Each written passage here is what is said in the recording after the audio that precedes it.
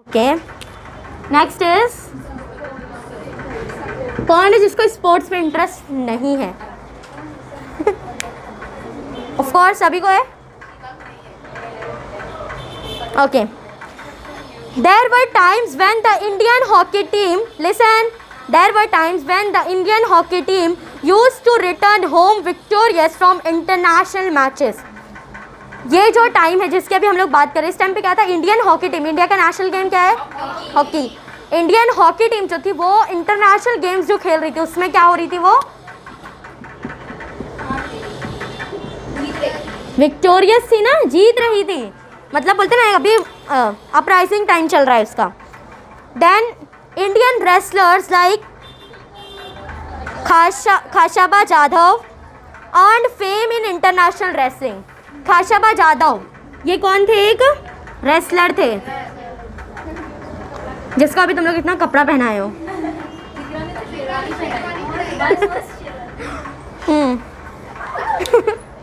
क्या हुआ? तो लिसन, इन्होंने जो केशवा जाधव थे इन्होंने क्या किया? रेसलिंग में इंडिया को एक अलग पहचान दिलाई। मतलब रेसलिंग में इंटरनेशनल लेवल पर इन्होंने मेडल लिया था। और कौन सा था वो देखो। In the course of globalisation some new sports became popular and many sport persons emerge from various parts of the country. Globalisation हुआ, ग्लोबलाइजेशन का प्रोसेस तो सब जानते हैं क्या था। जब ग्लोबलाइजेशन में सारी कंट्रीज एक दूसरे से इंटरेक्ट होने लगी तो क्या हुआ? स्पोर्ट्स को प्रमोशन मिला, बहुत सारे स्पोर्ट्स आगे बढ़ने लगे दोनों कंट्रीज़ के बीच में। फिर क्या हुआ? अब नए नए स्पोर्ट आए तो नए नए स्पोर्ट पर्सन्स आने लगे, नए नए प्लेयर्स आने लगे। इसमें एक और जो है फील्ड में क्या हुआ? लोगों को अपॉर्चुनिटी मिलने लगी। Then with globalisation one thing had become very clear that sport persons with extraordinary skills will only rise in their career. यानी कि ग्लोबलाइजेशन से एक चीज़ क्लियर हो गई कि स्पोर्ट पर्सन में, अब स्पोर्ट कैसा होता है कि हर कोई उसमें नहीं जा सकता। जिसके पास स्किल होती है, जिसको मतलब करने का शौक होता है, सिर्फ वही कर सकता है स्पोर्ट्स में। ऐसा थोड़ी कि आप भीड़ में सब चलते गए। हर कोई चाहता है क्रिकेट खेलने, फुटबॉल खेलने, नहीं ना। स्पेशल प्लेयर होते हैं ना, उनका खाना पीना, फिर उनका स्किल्स, उनकी प्रैक्टिस, ये सब चीज़ें बहुत इंपॉर्टेंस रखती है स्पोर्ट के लिए।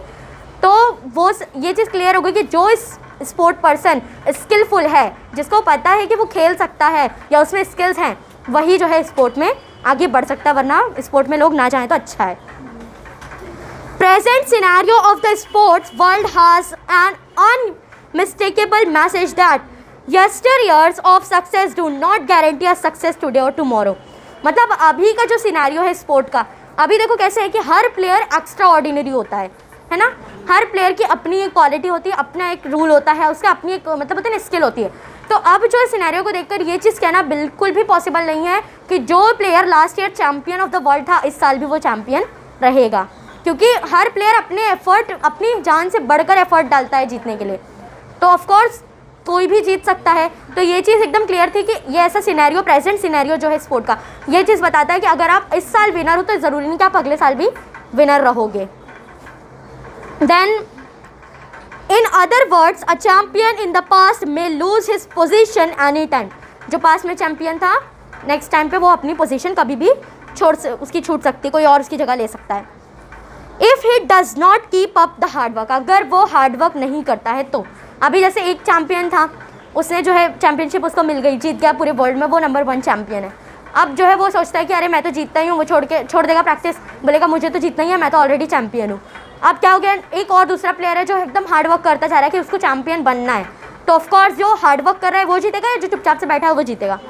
हार्ड वर्क कर रहा है जो। लेकिन अगर कोई ऐसा चैम्पियन है जो ऑलरेडी चैम्पियन है बट स्टिल वो ये सोच रहा है कि नहीं अगले साल कोई और मेरे मुकाबले में आ सकता है, तो मेरे को और हार्ड वर्क करनी चाहिए ताकि मैं अपने आप को एकदम मेंटेन रख सकूँ, एनी टाइम मैं फाइट के लिए रेडी रहूँ, तो वैसा प्लेयर जो है उसके चांसेस नेक्स्ट टाइम भी जीतने के हो जाते हैं, क्योंकि वो उतनी मेहनत अपनी करता रहता है, डाउन टू अर्थ है।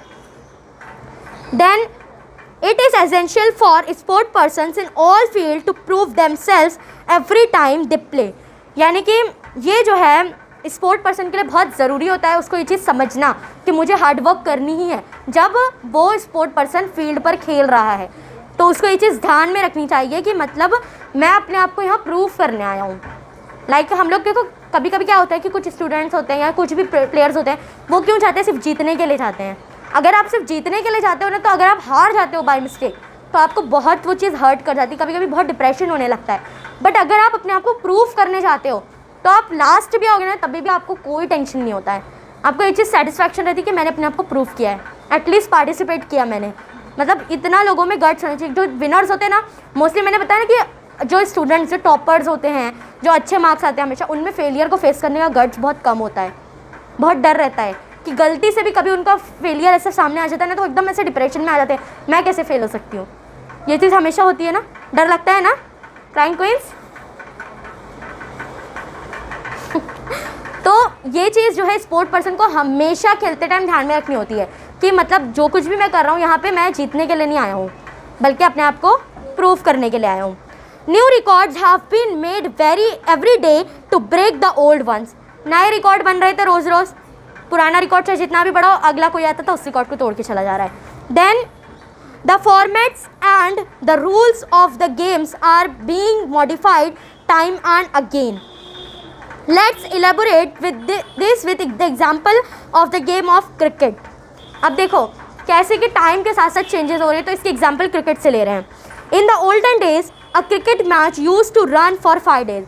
पहले के टाइम पर क्या होता था, जो क्रिकेट मैचेस होती थी, अभी कैसे एक मैच एक दिन में हो जाती है ना, ऐसे होता है ना, लेकिन पहले के टाइम पर एक मैच जो है वो 5 दिन तक चलती थी।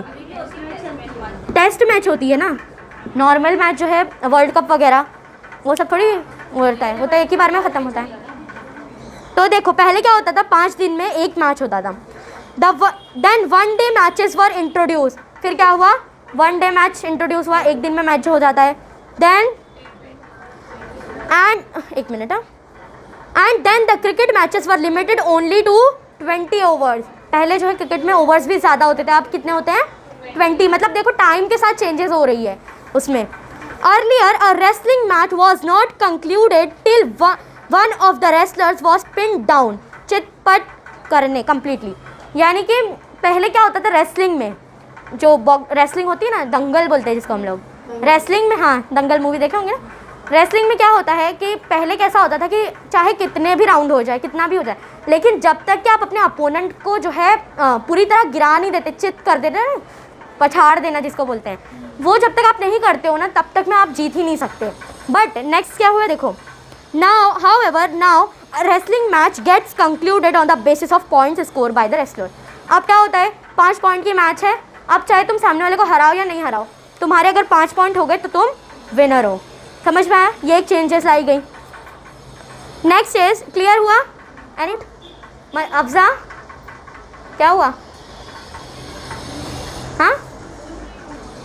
Today there are many types of sports such as, underline all the sports, kabaddi, hockey, cricket, swimming, badminton, weight lifting, shooting, chess, motor sports, sky diving, boxing, archery, wrestling, football, soccer, tennis, table tennis, ping pong, billiards and snooker, mallakhamb, body building and so on.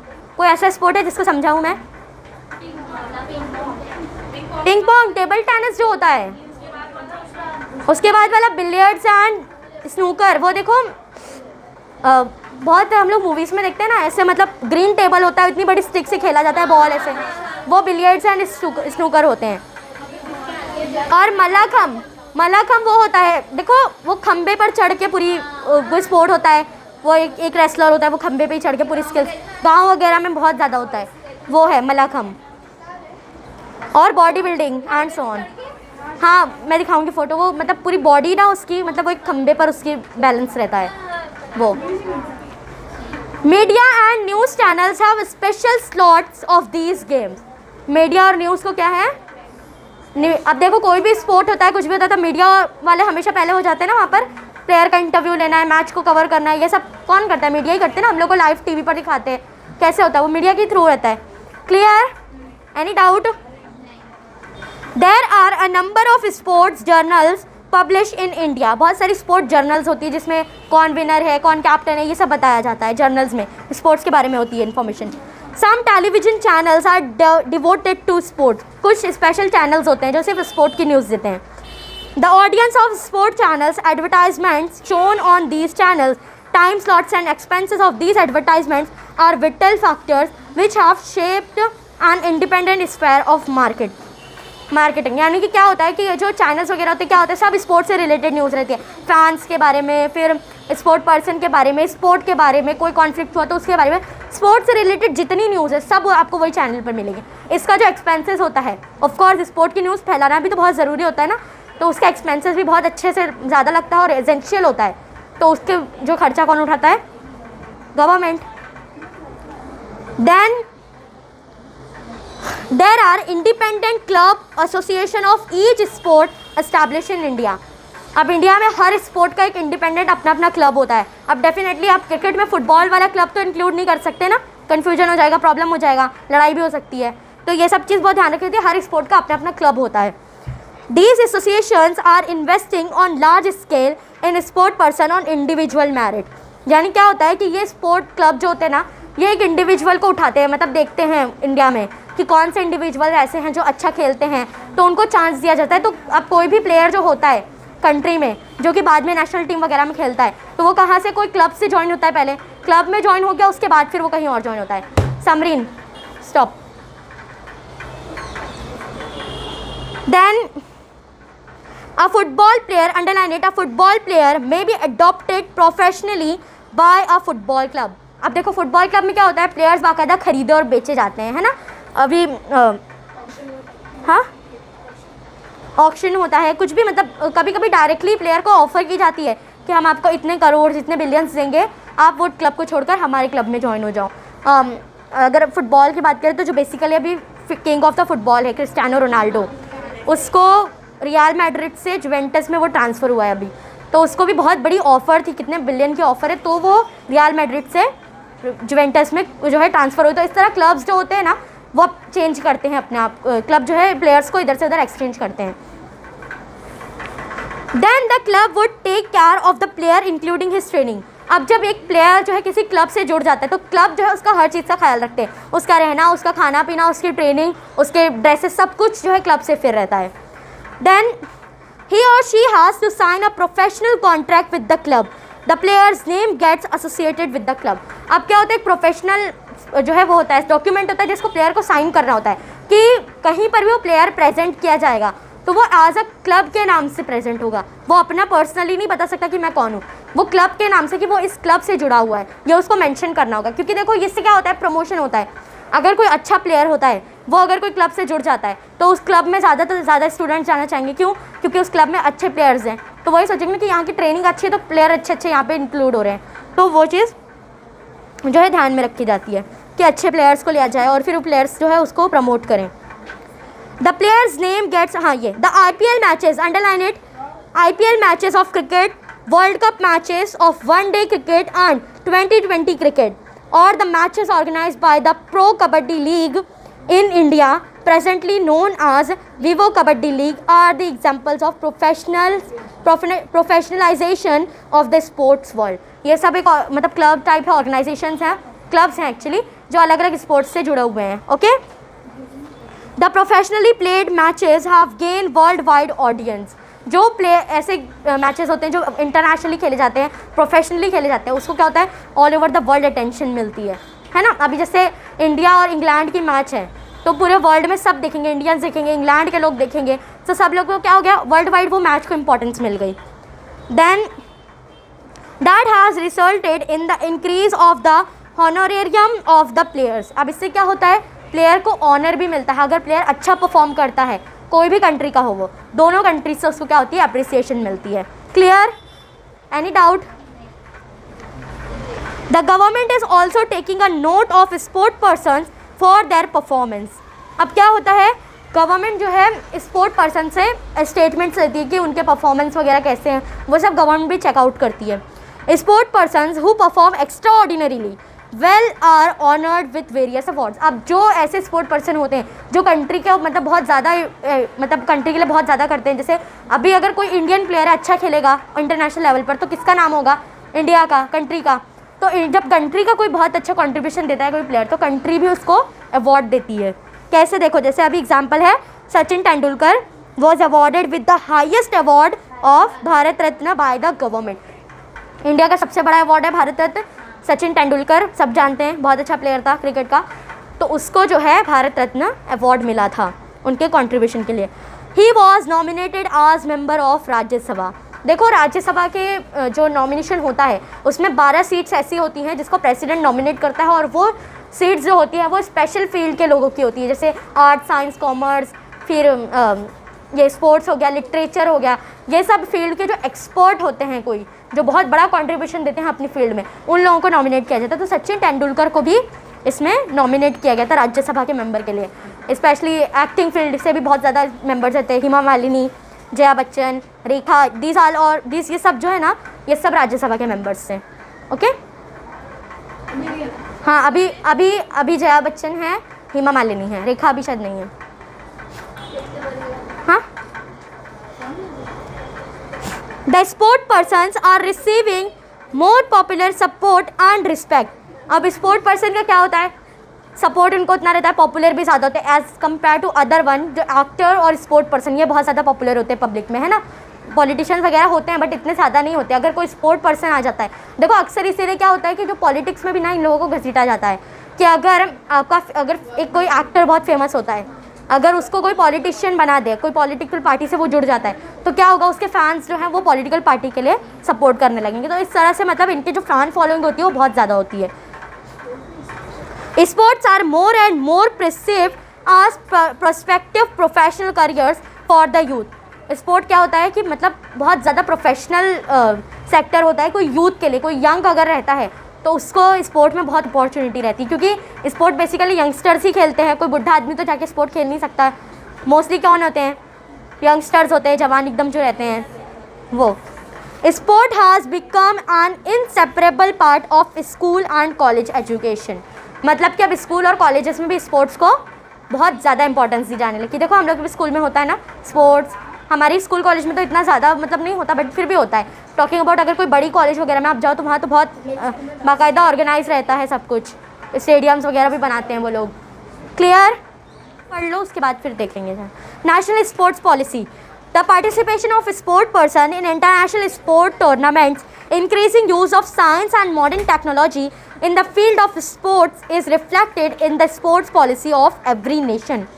अब क्या होता है कि participation अगर कोई करता है sport person, किस में, इंटरनेशनल स्पोर्ट टूर्नामेंट्स में, जैसे जो इंटरनेशनली होता है, ओलंपिक होता है और अलग अलग जो भी स्पोर्ट होते हैं, कॉमनवेल्थ होता है, ये सब में अगर कोई स्पोर्ट पर्सन रहता है तो क्या होता है, स्पोर्ट पॉलिसी में जो मॉडर्न साइंस और टेक्नोलॉजी इंक्लूड होती है। अब देखो सिर्फ कंट्री अगर करती है कोई काम तो वो इतना ज़्यादा डेवलपमेंट के साथ नहीं रहता, लेकिन अगर इंटरनेशनली कुछ है तो इंटरनेशनल लेवल पे कैसा होता है, उतना ज़्यादा सिस्टम और हर चीज़ मतलब बहुत ज़्यादा नहीं, मीडिया कवरेज और सब चीज़ बहुत मतलब सिस्टमैटिकली रहती है।